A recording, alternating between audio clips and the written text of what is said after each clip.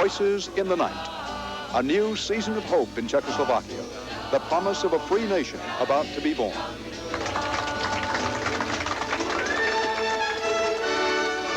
This is the CBS Evening News. Dan Rather reporting tonight from the Old Town Square in Prague, Czechoslovakia. Good evening. One-party communist rule is over tonight in yet another Eastern European country. 41 years after the Soviets first moved in, 21 years after Russian tanks crushed the Prague Spring, Czechoslovakia is back on the road to democracy, this time with the Kremlin's blessing.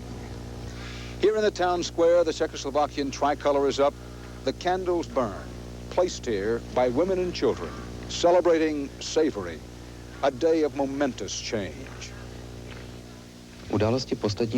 Following yesterday's tremendously successful strike, opposition leaders negotiated 2 hours today with Communist Prime Minister Ladislav Elie.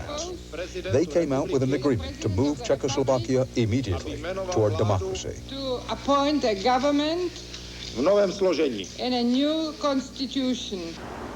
The new government will be a coalition of non-communists as well as some communists. The new constitution will eliminate the leading role of the Communist Party and legalize other political groups. In a victory for the students who led the movement, it will also do away with the requirement that education be based on Marxist-Leninist principles. Well, I must say that I myself was very surprised because actually I have expected this, but I thought that it will come later on and that we will have to fight for it. After 2 weeks of strikes and protests in the deepening cold, Prague today returned to normal. People went back to work and even started their Christmas preparations. Traditions reappeared. In the old town square, they were hanging the lights on the Christmas tree. One shop worker said Christmas will be better this year because people are not afraid to express themselves. One expression appeared under the tree. The sign says, "All we want for Christmas are resignations." And tonight in the town square, students were celebrating their season of hope.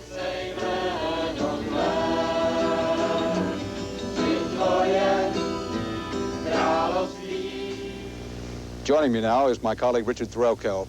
Dick, while we watched the revolution roll here in Prague today, you were out in the countryside. Indeed. Dan, there are city folks and there are country folks. Country folks more reserved. They don't get as excited about things as city folks. But I have to tell you, where I was today, they were excited enough. Elie has been perched on this bohemian hillside for 750 years. Solid, sober country people live here, not the sort to go around protesting. Some folks did go up to Prague to see what all the fuss was about and came back to tell the others. And they are excited about what's happening, but what you are seeing is about as excited as Elie ever gets. What don't they like about communism?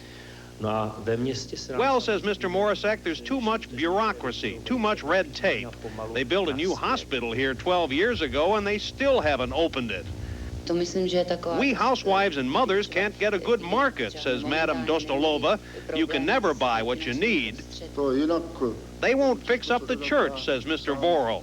They've been promising us for 8 years and we could fix it ourselves, but the Ministry of Culture won't let us.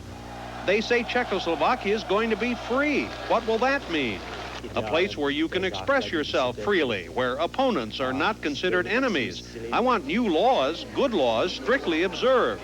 We must not mistake freedom for anarchy. My generation knows all about the limits of freedom. For my children and grandchildren, well, they won't have to worry about limits. They can do what they want, say what they want, go where they please. We've been locked inside our country for 40 years. I'm going to visit Austria. I want to see the Alps. Should Czechoslovakia eventually become a sort of little America? Mr. Vorel's a diplomat. America would be a nice place to visit, he says, but I wouldn't want to live there.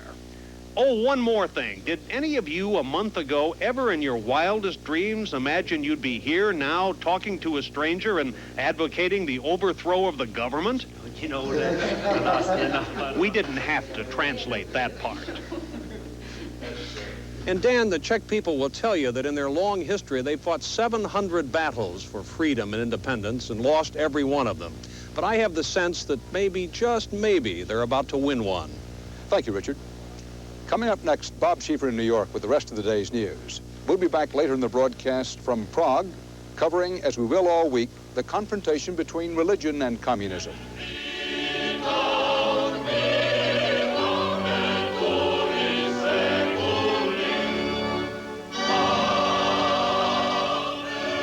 God and Gorbachev. A major battle may be looming tonight in Lebanon. Syrian tanks and troops are pouring across the border to support the Syrian-backed Lebanese government, which earlier today fired anti-Syrian Christian military leader Michel Aoun as Lebanese army commander. But Aoun defied the order and has now vowed that his 15,000 soldiers will fight to the death. In Washington today, President Bush said there will be no deals and no surprises out of the weekend summit at sea with Soviet leader Mikhail Gorbachev. The president seemed to be trying to lower public expectations and to reassure the NATO allies in Europe. Our chief White House correspondent, Leslie Stahl, has our report. Worried that expectations for the Malta Summit are running too high, President Bush decided he had to cool off what he called the hyped, euphoric, and frantic speculation. So the surprise will be, if you're looking for a surprise, there won't be a surprise. That may come as a surprise. What the president is trying to shoot down is any suggestion that he might negotiate a quick new arms control treaty. But his own advisors are putting out the word that he is prepared to discuss deep troop cuts in Europe and even reductions in strategic weapons with Gorbachev when they meet over the weekend. That he did not deny. I am not going to enter into an arms control agreement. Now, if we want to talk in a general way with the Soviet leaders about our aspirations for how a defense system will look 10 years from now, of course we'll do that. Mr. Bush also said he was encouraged by President Arias of Costa Rica to challenge Gorbachev on continued Cuban and Nicaraguan shipments of Soviet weapons to leftist rebels in El Salvador. I don't think I'm blindsiding Mr. Gorbachev by this, but I will raise with him, at Arias's request, the fact that the Soviet Union should stop feeding Fidel Castro. Central America may be the only issue where the president has a chance to look tough. Even if Gorbachev is not directly arming the rebels, the White House insists he has the power to stop the shipments. Said an official here, Mr. Bush will tell Gorbachev, we don't care how you do it, just do it. Leslie Stahl, CBS News, the White House. The one-time head of El Salvador's Supreme Court and a former right-wing candidate for president was assassinated today. At least 2 gunmen opened fire on the victim's car when it stopped for a traffic light in the capital city. The victim was working as an advisor to the foreign ministry. Police blame leftist rebels. West German Chancellor Helmut Kohl went before Parliament today to present his blueprint for a possible eventual reunification with East Germany. He said the first step could be a loose confederation in which the 2 Germanys would consult on the economy and other issues. But he said the process could be launched only after East Germany holds truly free elections. Senator Edward Kennedy returned today to the scene of one of his brother's most dramatic moments, Berlin. Senator Kennedy placed flowers at the place where 26 years ago, President John F. Kennedy declared in German, "I am a Berliner." It was Senator Kennedy's first visit to the city since he accompanied his brother on that trip in 1963. In San Francisco today, at least 5 people died after a giant crane toppled from a 16-story building under construction. The debris flattened a school van, a taxi, and several other cars as the crane smashed into a building across the street. Jerry Bowen reports. It was near the end of the morning rush hour when the massive construction crane buckled and fell into the heart of San Francisco's financial district, showering everybody and everything below with concrete and steel, immediately triggering fears the Bay Area had been hit by yet another earthquake. And then all of a sudden the rumbling started, and it rumbled and it rumbled, and I thought, oh wow, another earthquake. I ran to the door and I looked across the street, and this building was shaking like we were in an earthquake. The whole dirt was falling off of it, everything looked like the thing was about ready to collapse. And then all of a sudden the crane was like midway at that point, and the crane just hit the ground. Among the dead were the crane operator, construction workers, a pedestrian, and the driver of a school van for handicapped students. But school officials say no students were on board. 22 people were injured. Many others had their own stories of escape. A bunch of a building fell down on us, the rock rocks and the glass, I guess, I don't know what it was, just rained down on us. I dived underneath the concrete mixer, and the crane came down. The building just swung this way, and I got underneath the beam, tried to hold on so that I thought the building was coming down on top of us. Throughout the day, families of workers stood vigil at the site as searchers cut through the rubble. Police say as many as 5 steel workers may be missing. According to survivors, the crane collapsed as it was being raised to start work on a new floor. Tonight, investigators are trying to find out why. Jerry Bowen, CBS News, San Francisco. Well, it's going to be colder than normal this winter in the north central, Pacific Northwest, and West Coast states. That is the word today from the National Weather Service as it released its long-range forecast. The report calls for a warmer than normal winter for New England and along the east and Gulf coasts. States apart from those areas face equal chances of warm or cold weather. In Chicago today, there was more surgery for the little girl who yesterday received part of her mother's liver in the nation's first liver transplant from a living donor. 21-month-old Alyssa Smith underwent almost 5 more hours of surgery to stop internal bleeding. The doctor said that such bleeding occurs in about 30% of all liver transplants and predicted success for the transplant. Alyssa was listed in critical but stable condition. After the surgery, her mother, Teresa Smith, was reported in fair condition today. And First Lady Barbara Bush had a series of tests at the Mayo Clinic in Minnesota today. She's been under treatment this year for a thyroid condition, but still having trouble with watery eyes and episodes of double vision. That's it from here. In a moment, Dan Rather will be back with more from Prague.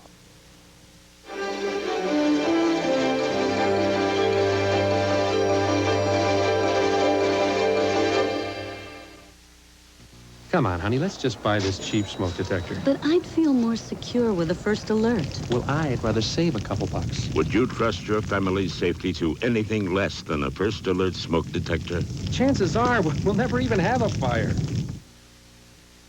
How do orange juice, tomato juice, and grapefruit juice measure up to prune juice? You get more of 7 important vitamins and minerals in a glass of great-tasting Sunsweet prune juice. Sunsweet. Here's to your health. That'll be a choice. We interrupt this purchase for a reminder. Don't forget, Santa. 'Tis the season to be choosy. La, la, la, la, la. That's it. So choose the card that actually pays you cash back for every charge. The Discover card. That's a great idea. You sure know how to pick 'em. It pays to Discover, the card that pays you back. I have great news. Depend is improved with AbsorbLock. And this is your chance to try it, free. Just call 1-800-8-DEPEND. AbsorbLock is a leakage protection system only Depend elastic leg undergarments have. A super absorbent system that locks in 25% more. So if you're not using Depend, now is the best time. Call toll-free for your free sample of new Depend with AbsorbLock protection and get back into life. Our senior European correspondent, Tom Fenton, has covered these uprisings all over Eastern Europe. Tom, as the Christmas trees go up, we're reminded that the new season of promise this year coincides with a new era of freedom here in Czechoslovakia. There's more than just a coincidental connection there, Dan. In Czechoslovakia and Poland and elsewhere in Eastern Europe, religion and nationalism are closely intertwined and allied against communism.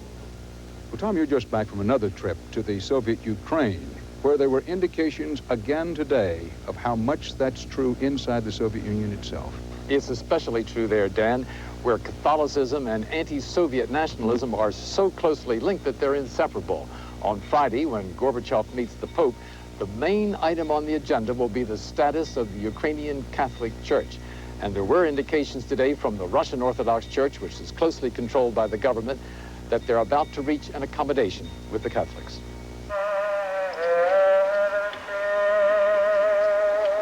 This is the part of the Soviet Union that Gorbachev's glasnost took the longest to reach.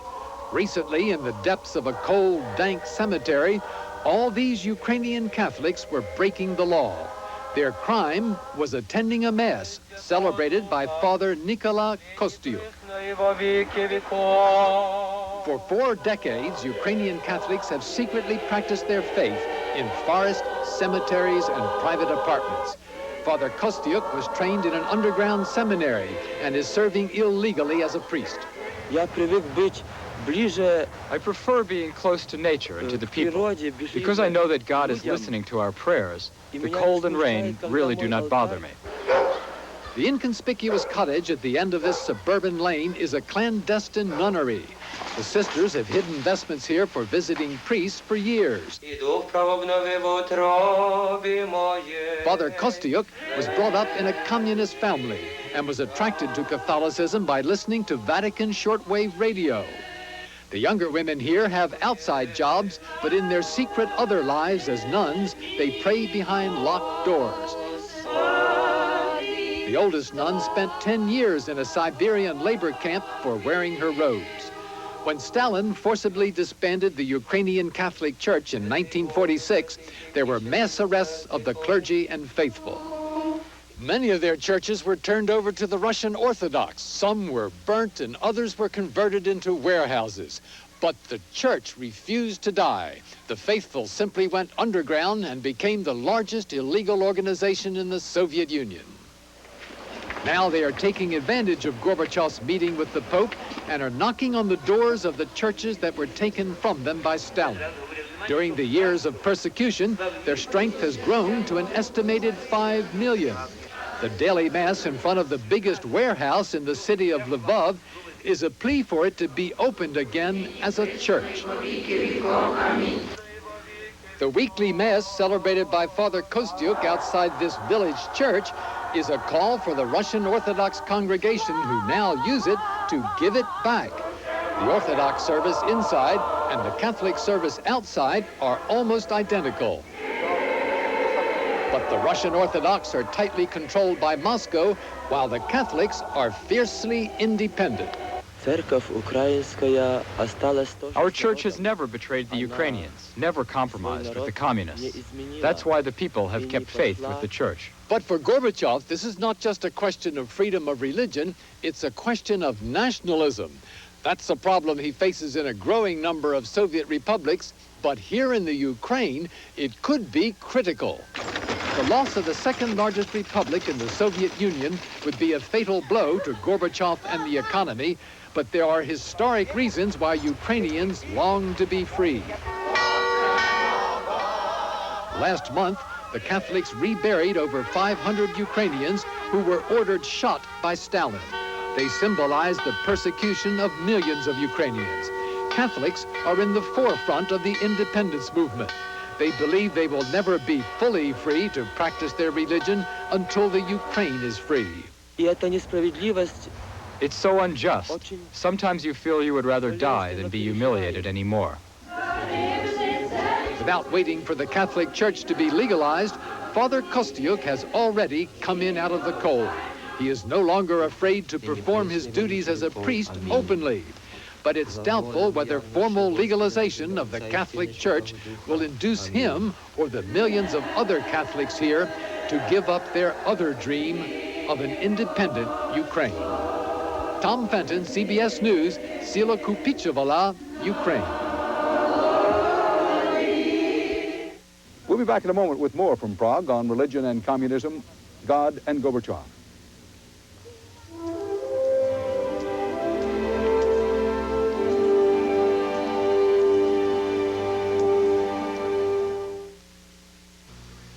Recently, a serious topic has come up at breakfast. Oat bran. But that doesn't mean you have to be so serious. Not with common sense oat bran waffles from Eggo. They've got all the goodness of oat bran and all the taste of a waffle. Let's get serious.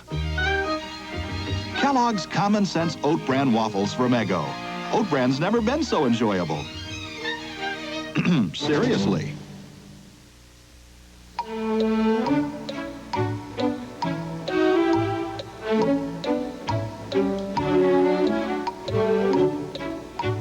This message is brought to you by Maytag, the dependability people. This is new Hellman's cholesterol free. Will I like it? It has 0% cholesterol. Will I like it? It tastes 100% Hellman's. I like it. I knew you'd like it. I knew I'd like it. New Hellman's cholesterol free with half the fat. Bring out the best. Experience is a wonderful teacher. You develop more wisdom as you mature. You learn how to handle day-to-day problems better, even how to handle the aches and pains of a busy life. The times when the old back or the old hip says, That's when Bufferin is such a relief for me. Bufferin, my brand of aspirin, relieves those aches and pains fast. It helps me to keep doing the things I want to do. Bufferin, so you can do the things you want to do. This is Prague's Church of St. Jacob, one of the many exquisite old churches in this predominantly Roman Catholic country, a country which from the Dark Ages through the Middle Ages and beyond was literally part of the Holy Roman Empire. Mikhail Gorbachev arrives in Rome tomorrow for his Friday meeting with Pope John Paul, the first meeting ever of a Soviet leader and a pope. Gorbachev has come a long way to get to the Vatican. He has been forced to roll back decades of Soviet persecution of churches and synagogues, of religious people, and give way to a revival of religious expression throughout the Soviet bloc. Before we came here, we talked to two men who helped inspire that revival. Nobel Prize winner Elie Wiesel has spent the past quarter of a century defending his faith and the rights of Soviet Jews. Evangelist Reverend Billy Graham was among the first outsiders to preach the gospel of hope to Christians under communism. Just about 3 or 4 months ago, I spoke in the big stadium in Budapest, and the Roman Catholic cardinal led the prayer and read the scriptures, and we had all the Catholic, all the Lutheran. It was the most ecumenical meeting I've ever been involved in. We had 90,000 people, which broke the stadium record by 2,000 for any event. Now, that was a religious meeting where I preached the gospel and I gave an invitation for people to receive Christ, and 27,000 people came forward to make their commitment to Christ. After that, did you find yourself saying, the center can't hold for the communists here, that this is all going to fall apart pretty soon? Yes, I felt that. Does this represent not just Gorbachev's meeting with the Pope, but what we are seeing worldwide? Does this represent a triumph of faith over militant atheism? I think the militant atheism in the Soviet Union, because that was the place for it, also failed. I mean, we no longer hear about it. When a communist speaks today, he no longer speaks about his atheism. Whereas 20 years ago, there was a kind of credo. Just as a religious person says, I believe in God, the communists began by saying, I don't believe. Today, I think they realize that it's wrong. And also what I hear, that there is a resurgence of religiosity in the Soviet Union. You've been to the Soviet Union a number of times. What are the most significant changes that you've seen? Well, they're allowed for the first time to import Bibles by the millions. They weren't allowed to do that before. They have also eased the restrictions on children going to church. Children can now go to church, and before they could not. And young people everywhere, not only the Soviet Union today, experience and reflect that quest, a quest for faith. Not for organized religion, by the way, but for religiosity. Again, maybe because we feel the century is coming to its end, and who knows what is waiting for us on the other side. Why is Gorbachev doing this? Or does he have any choice? I think it was going to burst open. There's something there that was about ready to burst on the economic front, on the philosophical front, on the religious front. I remember that when he was over here, he invited a group of intellectuals to meet with him. And he made it very clear that they were going to ease up on the restrictions of religion, that they needed a moral basis for perestroika. And I think that's the very thing that they needed, and they didn't have it. When we see these pictures of Gorbachev meeting with the Pope, what do you, as one person, as one voice, hope that people will keep in mind as they see those pictures roll by? I would hope that it is sincere, that it's not simply a gimmick invented by a PR person. And I would simply think, look, these are two human beings there who have been thrust in their places by destiny. Do they realize what they could do for humankind? Each in his own country, each in his own domain, and surely together. And that's part of our world tonight. Dan Rather reporting from St. Jacob's Church in Prague, Czechoslovakia. Tomorrow we'll be in Rome as the leader of world communism comes to that eternal city. And we continue our coverage of religion and communism. God and Gorbachev. See you tomorrow. Good night. Think I'm fit? You don't know the half of it. Mike Garfield for Kellogg.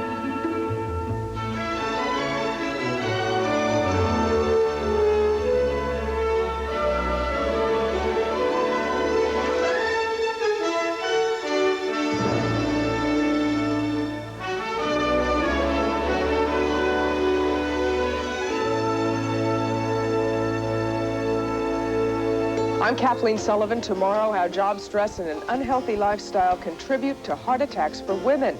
Also, Audrey Hepburn will join us here on CBS This Morning. This is CBS.